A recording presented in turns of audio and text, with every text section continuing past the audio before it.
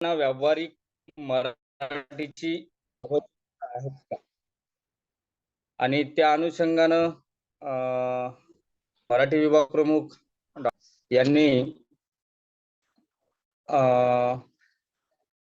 सध्याच्या काळात मराठी भाषेच्या संदर्भात जे काही ओढाताण सुरू आहेत आणि येऊ घातलेली न्यू एज्युकेशन पॉलिसी आणि त्या पॉलिसीच्या अनुषंगानं आमच्या युवकांना खऱ्या अर्थानं ज्या गोष्टीची गरज आहे ती गरज म्हणजेच आज मराठी सारखा विषय महाराष्ट्राची मातृभाषा म्हणून जरी महत्वाचा असला तरी आजही सरकारी नोकरीच्या अनुषंगानं आमचे भाषेकडे दुर्लक्ष करताना दिसतात. पण असं म्हटलं जातं की मातृभाषेतून घेतलेलं ज्ञान हे खऱ्या अर्थानं परिपूर्ण असतं आणि ते पुढे जाऊन व्यक्तिमत्व विकासासाठी महत्वपूर्ण ठरतं. आणि म्हणूनच आजच्या या विषयाच्या अनुषंगानं राजीव गांधी विद्यालय यांनी जो विषय ठेवला तो अतिशय महत्वपूर्ण आणि आजच्या खऱ्या अर्थानं आजच्या घडामोडीत महत्वाचा ठरतो. विषय होता की आजच्या युवकांसाठी व्यावहारिक मराठीची आवश्यकता आहेत का? तर महाराष्ट्रात आपण राहतो, गेल्या अनेक शतकांपासून आपण मातृभाषेला मराठी मातृभाषा म्हणून जाणतो, मानतो आणि एकंदरीत आपण तिचं त्याच आयुष्यात आपण जगण्याचा प्रयत्न करतो. त्यामुळं मातृभाषा नष्ट होईल आणि आमचा विकास होणार नाही असं काही नाही.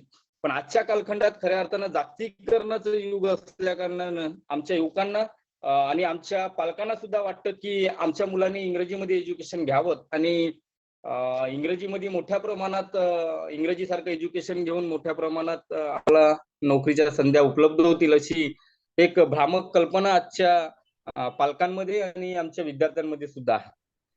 परंतु व्यावहारिक मराठीचा विचार करत असताना, महाराष्ट्रात मातृभाषा म्हणून जगत असताना, भारत आहेत तर महाराष्ट्र आहेत आणि महाराष्ट्र आहेत तर मराठी आहेत, या अनुषंगाने जर आपण पुढे जातो म्हटलं तर आज नाही उद्या आम्हाला आमच्या मातृभाषेची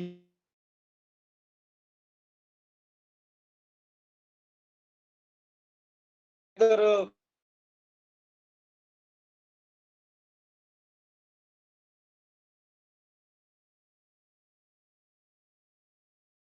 तो पूर्ण आणि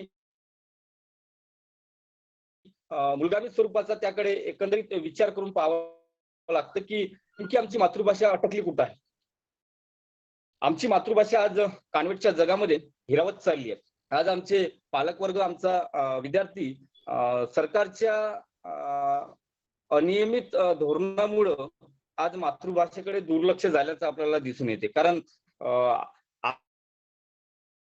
आजही आर्टचा विद्यार्थी सायन्सला जाऊ शकत नाही, म्हणजे जुन्या एज्युकेशन पॉलिसीमध्ये, आणि कॉमर्सला जाऊ शकत नाही. तरीही त्या अनुषंगानं आमच्या उच्च शिक्षणामध्ये मोठ्या प्रमाणात गफलत होताना दिसतं की कॉमर्स वेगळं, सायन्स वेगळं, आर्ट्स वेगळं, आणि बहुतांश मातृभाषा म्हटल्यानंतर हा विषय बहुतांश आर्ट्स या फॅकल्टी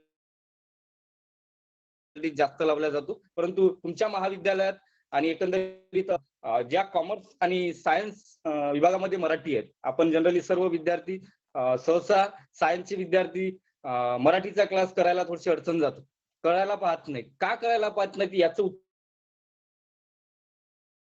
मात्र आम्हाला वाटतं की आम्हाला मराठी खूप येतं, आम्हाला मराठी परिपूर्ण येतं. पण एकंदरीत व्यावहारिक मराठीच्या आजचं स्थानाचा आपण जर विचार केला तर आपल्या बहुतांश विद्यार्थ्यांना मराठी बोलता येतं, पण मराठी बोलत असताना ती लिखित स्वरूपातही आम्हाला हवी आहे.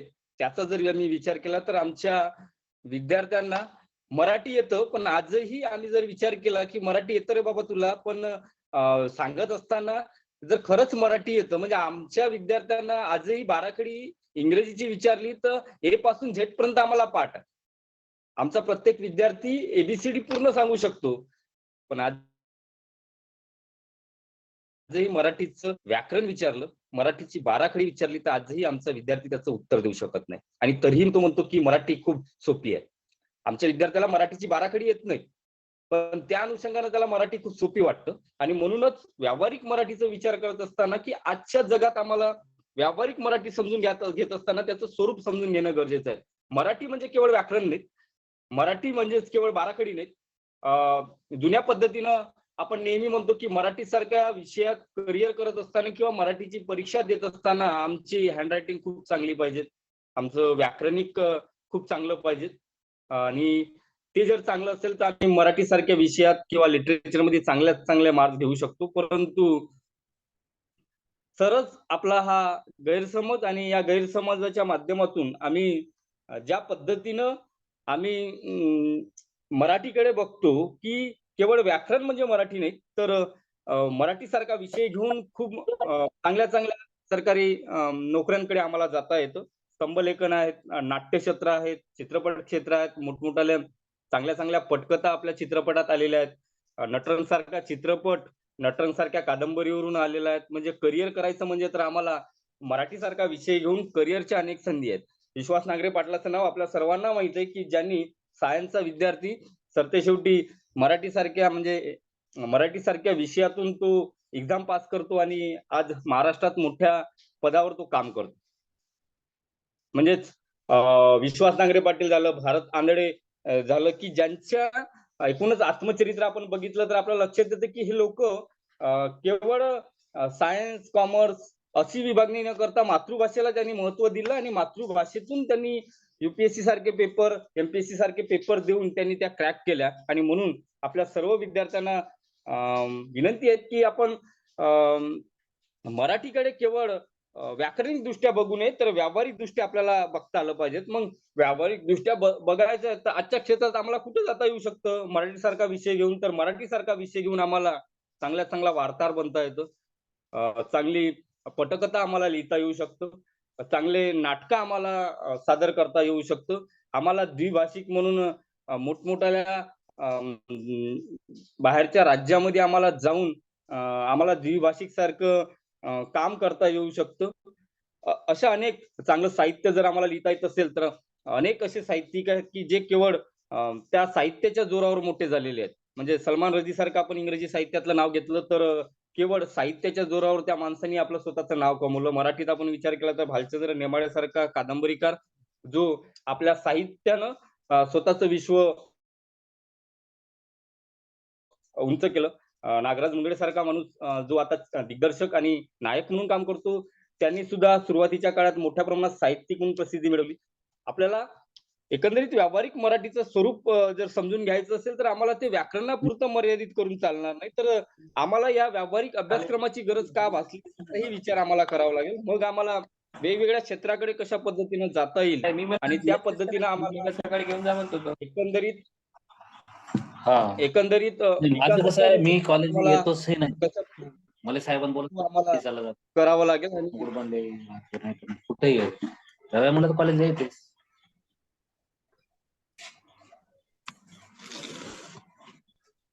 आणि पुढे जात असताना मग आम्हाला व्यावहारिक मराठी म्हणजे आजच्या काळात जर आपण विचार केला म्हणजेच गेली 4-5 वर्ष मीही परीक्षा सांभाळत असताना असा अनुभव येतो की सायन्स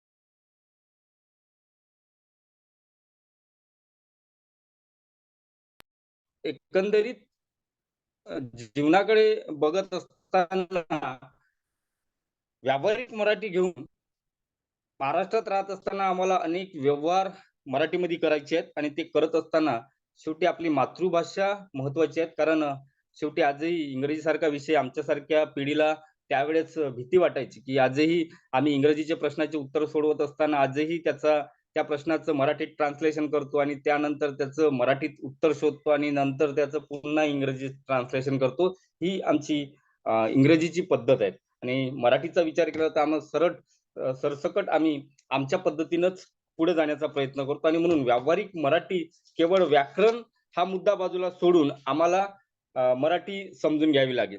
मग मराठी समजून घेत असताना मराठी मुळात काय लिखाण महत्वाचं की संवाद महत्वाचा, तर आता न्यू एज्युकेशन पॉलिसीमध्ये संवादाला सगळ्यात जास्त महत्व दिले गेलं आहे. आणि म्हणून आता आमची मराठी मातृभाषेचा जेव्हा विचार केला जाईल किंवा आता जे काही प्रत्येक विद्यापीठात जे काही स्ट्रक्चर ठरते ते संवादाच्या दृष्टीनं अतिशय महत्त्वपूर्ण ठरते. कारण मातृभाषाच आम्हाला व्यापक संदर्भ निर्माण करून देऊ शकतो. म्हणजे भूतकाळात काय घडलं, भविष्यात काय घडलं आणि वर्तमानात आम्ही कोणत्या पद्धतीने चाललो आहोत, हे केवळ आमची मातृभाषाच आम्हाला सांगू शकेल. आम्हाला व्यापक संदर्भाचं आमच्या जीवनात खूप मोठ्या प्रमाणात आम्ही त्याचा उपयोग करत असताना आम्हाला पुढे जात असताना एकंदरीत मातृभाषेची जी गोडी आहे ती व्यापक संदर्भ निर्माण करणारी आहे आणि त्या व्यापक संदर्भाच्या माध्यमातून आम्हाला पुढे जाता येऊ शकतं. नंतर आम्ही संवाद व्यवहाराच्या दृष्टिकोनातून विचार केला तर भाषिक व्यवहाराच्या दृष्टीने हेतुमूलकता खूप महत्वाची आहे. कारण हेतुमूलकता म्हणजे कोणत्याही हेतूशिवाय आम्ही कोणताही व्यवहार करत नाहीत. मग संवादाचा व्यवहार करत असताना हा हेतू पाहिजे. नाहीतर एखादा तेलुगू आणि मराठी माणूस जर एकत्र आला आणि दोघांच्याही 2 भाषा वेगवेगळ्या असतील, तर एकमेकाशी संवाद साधण्यात अडचण निर्माण होऊ शकतं आणि म्हणून कोणताही माणूस कोणाबरोबर बोलत असताना तो स्वतःचा हेतू काय आहे, हे पहिल्यांदा आम्हाला मातृभाषेमध्ये जाणून घ्यावं लागतं. त्यानंतर पुनरावृत्ती म्हणजेच मातृभाषेत आपण वारंवार अनेक गोष्टीची संदेश वहन करत असतो. एका पिढीकडून दुसऱ्या पिढीकडे आम्ही देवाण-घेवाण करत असतो. प्राचीन काळापासून तर आजमितीपर्यंत आम्ही विचार केला तर सुरुवातीला मौखिक स्वरूपात असणारं मराठी साहित्य आज लिखित स्वरूपात पोहोचलंय आणि आज लिखित स्वरूपात पोहोचून खऱ्या अर्थानं आमच्या जगण्याच्या दिशा आमच्या पुढं निर्माण झाल्या आहेत आणि त्या पद्धतीने आम्ही पुढे जाण्यासाठी तयार झालो आहोत. आम्हाला संवाद व्यवहार समजून घेत असताना आम्हाला अ, पर्यायाचं तत्व आम्हाला असणं खूप गरजेचं आहे. त्याचबरोबर आमच्या जीवनामध्ये जे काही अडथळे निर्माण झाले आहेत, ते अडथळे दूर करण्याकरिता आमची चेतक दृष्टी अतिशय महत्त्वपूर्ण ठरणारी आहे आणि म्हणून ती दृष्टी जर आम्हाला पुढे न्यायची असेल, तर आम्हाला पर्यायी मातृभाषेवर अवलंबून राहावं लागेल. त्याचबरोबर तडजोड आणि व्यवहार करत असताना आम्हाला कोणाला अग्रक्रम द्यायला हवा, हे सुद्धा तेवढंच महत्त्वाचं आहे आणि त्या दृष्टीनं आम्हाला पुढं जात असताना आम्हाला ते समजून घ्यावं लागेल. नंतर ह्या गोष्टी आम्हाला खऱ्या अर्थानं आमची मराठी ही केवळ व्याकरणापुरती मर्यादित नाही, तर ती व्यवहारासाठी सुद्धा उपयुक्त आहेत. हा विचार घेऊन आजच्या काळात संवाद साधत असताना संवादाचे मूलभूत तत्व आम्हाला माहीत असणं गरजेचं आहे. त्यानंतरच आम्ही पुढचा व्यावहारिक मराठीचा प्रश्न आम्ही सोडवू शकतो आणि व्यावहारिक मराठीचा प्रश्न सोडवत असताना पहिलं तर आम्हाला आमची सुरुवात कुठून होतो मराठीचा विचार केला, तर आम्हाला सुरुवातीलाच पत्रव्यवहारापासून सुरुवात करावं लागतं. कारण प्रत्येक ठिकाणी हा पत्रव्यवहार आलाच आहे. साधा एक्झामचा फॉर्म भरण्यापासून तर मोठमोठ्या ठिकाणी नोकरीसाठी अर्ज करण्याकरिता आम्हाला मोठ्या प्रमाणात पत्रव्यवहार करावा लागतो. आजही अनेक विद्यार्थ्यांना अ, मराठीत पत्रसुद्धा लिहिता येत नाहीत. आता आपण महाविद्यालयीन शिक्षण घेत असताना आम्हाला खरंच त्या गोष्टीची उणीव जाणवते, की म्हणजे आपले जे विद्यार्थी आहेत सायन्सला असो, कॉमर्सला असो, आर्ट्सला असो, परंतु आजही आम्ही पत्रव्यवहारात खूप कमी पडतो. आम्हाला एक्झाम फॉर्म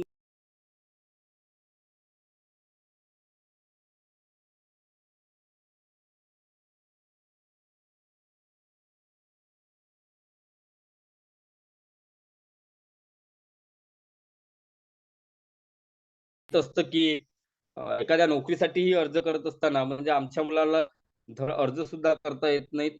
त्याच्यामुळं आम्हाला खऱ्या अर्थानं मराठी समजून घेत असताना आम्हाला पत्रव्यवहार कसं कारण प्रत्येक ठिकाणी आम्हाला पत्रव्यवहार करावा लागतो आणि त्याच्यातही कार्यालयीन पत्रव्यवहार मोठ्या प्रमाणात चालतो. आजही म्हणजेच महाविद्यालयात शिकत असताना आपण पत्र कुणाला म्हणजे साधं प्राचार्यांना पत्र लिहायचं तर अनेक जण मुख्याध्यापकांना पत्र लिहून टाकतात आणि बहुतांश आम्हाला विषय 2 ओळी आम्हाला लिहिता येत नाहीत. म्हणजे जो मराठीचा अभ्यासक्रम आम्ही 4थी-5वीत शिकला, आज आम्हाला ग्रॅज्युएशनला म्हणजे कॉमर्सला असो की सायन्सला असो, आम्हाला तो विषय अतिशय महत्त्वपूर्ण ठरतो. आजही म्हणजे कॉमर्स सारखा विषय घेऊन आम्हाला बँकेच्या क्षेत्रात जायचं आहे, तर बहुतांश बँका या ग्रामीण भागात असल्यामुळं आम्हाला त्या ग्रामीण भागातील लोकांशी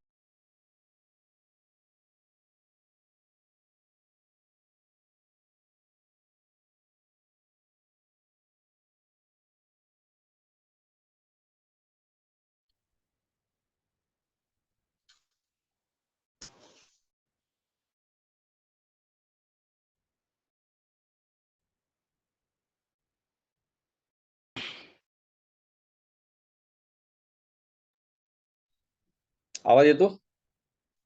आम्हाला पुढे जात असताना म्हणजेच आपल्याकडे कॉमर्स आणि सायन्स सारखा विषय असताना म्हणजे आजही कॉमर्समध्ये आम्ही बँकेच्या क्षेत्रात शक्यतो आम्ही कॉमर्स सारखा विषय घेऊन आम्ही बँकेच्या क्षेत्रात जातो आणि बँका हा बहुतांश महाराष्ट्रात ग्रामीण भागामध्ये आहेत. ग्रामीण भागामध्ये असताना आम्हाला त्यांच्याशी संवाद साधण्यासाठी आम्हाला आमची मातृभाषा येणं गरजेचं आहे. कारण बहुतांश व्यवहार हे ग्रामीण भागातल्या लोकांशी होत असताना आम्हाला त्यांचे हावभाव, त्यांचा स्वभाव, एकंदरीत त्यांची जगण्याची रीत आम्हाला कळायला हवी आणि त्या अनुषंगानं आम्ही कॉमर्सच्या क्षेत्रात मराठी सारखा विषय अतिशय महत्त्वपूर्ण ठरतो. कारण प्रत्येक ठिकाणी आम्हाला व्यवहार करावा लागतो. सायन्सच्या दृष्टिकोनातून आम्ही विचार केला, की सायन्स, केमिस्ट्री आहे, बॉटनी आहे, झुलॉजी आहेत यासारखे मोठाले विषय आहेत आणि त्याच्यात मराठीसारखा विषय आम्ही का शिकावं? तर मराठी सुद्धा एक सायन्स आहे. मराठीसारख्या विषयात भाषा विज्ञान सारखा सब्जेक्ट येतो, ज्या माध्यमातून आम्हाला सायन्स कोणता असावा म्हणजे आजही आम्ही बोलतो ती जीभ आमची कशा पद्धतीनं बोलल्या जातं म्हणजे आजही आम्ही आमचे स्वर कशा पद्धतीनं तयार होतात, आमचं जो काही उच्चार तयार होतो तो कशा पद्धतीनं तयार होतो आणि त्या अनुषंगानं आमच्या बोलण्यामध्ये जी लकब येते ती लकब कशा पद्धतीने येते हे खऱ्या अर्थानं सायन्स आम्हाला मराठीसारख्या विषयात शिकायला मिळतं. म्हणजे आज च चा उच्चार चच का होतो? च म्हटल्यानंतर आमची जीभ दातालाच का लागतं? छ म्हटल्यानंतर आमची जीभ दातालाच का लागतं? ठ म्हटल्यानंतर आम्हाला ठसकाल्यासारखं का वाटतं? ट म्हटल्यानंतर आम्हाला तो घर्षण स्वर, स्पर्श, संघर्ष हे सगळे भाषा विज्ञानातले तत्व आम्हाला खऱ्या अर्थानं सायन्समध्ये पाहायला मिळतं आणि म्हणून सायन्स आणि कॉमर्स या दोन्ही फॅकल्टीचा जर आपण विचार केला तर आजही मातृभाषेसारखा आणि मराठीसारखा विषय जेव्हा आपण विचारात घेतो तेव्हा आम्हाला पुढे जात असताना पत्रव्यवहार तर आलाच, परंतु त्याचबरोबर आम्हाला रिझ्यूम म्हणजे इंग्रजीत ज्याला रिझ्यूम म्हणतो तो रिझ्यूम सुद्धा आम्हाला बनवता आला पाहिजे. हं. हो, ठीक आहे. त्याच्यामुळं आम्हाला मग या मराठीसारख्या व्यावहारिक मराठीचं एज्युकेशन घेऊन आजकाल मोठमोठ्या जाहिराती येतं, त्या जाहिराती आम्हाला तयार करता यायला पाहिजेत. म्हणजे एक छोटीशी एक जिंगल तयार करायला करोडो रुपये मोजल्या जातात. परंतु आमच्या विद्यार्थ्यांचं अशा जाहिरातीकडे लक्ष नाहीत, की ज्या माध्यमातून आम्हाला चांगल्या पद्धतीनं जिंगल तयार करून म्हणजे आपण बघतो एखादा चित्रपट पाहत असताना मोठ्या प्रमाणात ॲडव्हर्टाइजमेंट दाखवली जाते. साध्या ॲडव्हर्टाइजमेंटमध्ये सुद्धा आम्हाला मोठ्या प्रमाणात स्कोप मिळू शकतो. तो स्कोप आम्हाला मिळवता आला पाहिजे. त्याचबरोबर अनेक बँकेच्या व्यवहारात आम्हाला माहिती पत्रक तयार करावं लागतं. आम्हाला सर्व्हे करावा लागतो. त्या अनुषंगानं आम्ही ग्रामीण भागातले विद्यार्थी आमची जर मातृभाषेवर कमांड असेल, तर आम्ही चांगल्या पद्धतीनं सर्व्हेसारखं काम करू शकतो. अनेक निविदेचं आम्ही लेखन करू शकतो. आजही पतसंस्थेत, बँकेमध्ये मोठ्या प्रमाणात दररोजचे आम्हाला इतिवृत्त तयार करावं लागतं. ते तयार करत असताना आम्हाला खऱ्या अर्थानं मातृभाषेची गरज भासू शकतं आणि म्हणूनच व्यावहारिक मराठी आजच्या युवकांनी खऱ्या अर्थानं समजून घेणं चालणार नाही, तर ती आत्मसात करत आम्हाला पुढे जावं लागेल आणि जर आम्हाला व्यावहारिक मराठी खऱ्या अर्थानं समजली आणि त्या पद्धतीने आम्ही पुढे गेलो, तर खऱ्या अर्थानं आमचा विकास होऊ शकू. इतकेच बोलतो. उशिरा का होईना मी थोडासा प्रयत्न लागला जॉईन व्हायला. पण मला बोलण्याची संधी दिली त्याबद्दल मी राजीव वाणिज्य आणि विज्ञान महाविद्यालय झरी जामणी यांचं मनपूर्वक आभार व्यक्त करतो. तसेच माझे मित्र डॉक्टर आस्तिक गोवारकर सर यांनी मला बोलण्याची संधी उपलब्ध करून दिली त्याबद्दल त्यांचं सुद्धा मनपूर्वक आभार व्यक्त करतो आणि इथं थांबतो. धन्यवाद सर. इंग्रजी विभागाचे प्रमुख आदरणीय प्राध्यापक कोलचेट्टीवार सर यांना विनंती करतो की त्यांनी मान्यवरांचे आभार व्यक्त करावे.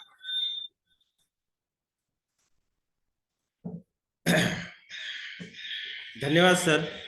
मला या ठिकाणी आभार प्रदर्शन करण्यासाठी जी संधी उपलब्ध करून दिली त्याबद्दल मी मराठी विभागाचे HOD गोवारकर सर यांचा मी आभार व्यक्त करतो. आणि आज या ठिकाणी हा जो वेबिनार स्टेट लेवल वेबिनार आयोजित करण्यात आलेला आहे, संपूर्ण जे काही लोक या वेबिनारसाठी जॉईन झालेले आहेत त्यांनी या मार्गदर्शनातून बऱ्याच काही फायदा होणार आहे. तर आदरणीय प्राध्यापक डॉक्टर बंडू चौधरी सर समर्थ महाविद्यालय लाखणी आजचा विषय होता आजच्या युवकांसाठी व्यावहारिक मराठीची आवश्यकता काय आहे. तर फार सुंदर असं सरांनी या ठिकाणी आपल्याला त्या मातृभाषा महाराष्ट्राची ही मराठीची ही मातृभाषा आहे आणि आज या सायन्स आणि कॉमर्स फॅकल्टीमध्ये विद्यार्थी ज्यावेळेस शिकत असतात त्यांना मराठी हा विषय थोडासा कुठेतरी कमी दर्जाचा भासतो. तर ही जी संकल्पना ह्या विद्यार्थ्यांची आहे ही कशी चूक आहे आणि आपण मराठीचा आदर आणि व्यवहारामध्ये मराठी किती उपयुक्त आहे याबद्दल सरांनी सुंदर असं मार्गदर्शन आपल्याला या ठिकाणी केलेलं आहे. तरी मी आमच्या राजू विज्ञान वाणिज्य महाविद्यालयाचे माननीय प्राचार्य साहेब यांच्या वतीनं तसेच आमच्या कॉलेजचे जे प्रशासकीय अधिकारी आहे आदरणीय प्रेमकुमार नडलवार सर यांच्यातर्फे आणि संपूर्ण कॉलेजच्या प्राध्यापक आणि विद्यार्थ्यांतर्फे मी सरांचं खूप खूप या ठिकाणी आभार व्यक्त करतो. सरांनी आपला मोलाचा वेळ देऊन या ठिकाणी आम्हाला या वेबिनार थ्रू सुंदर असं या मराठीचं महत्व पटवून सांगितलं. त्याबद्दल पुन्हा एकदा सरांचं मी खूप खूप आभार व्यक्त करतो आणि आचार्य साहेबांच्या आदेशाने हा कार्यक्रम हा वेबिनार या ठिकाणी संपुष्टात आला असे मी या ठिकाणी जाहीर करतो. धन्यवाद सर.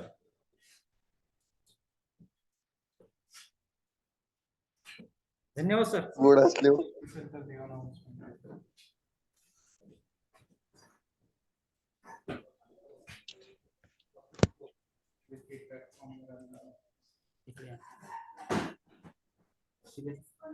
मीटिंग. धन्यवाद सर. धन्यवाद सर. Thank you sir. थँक्यू.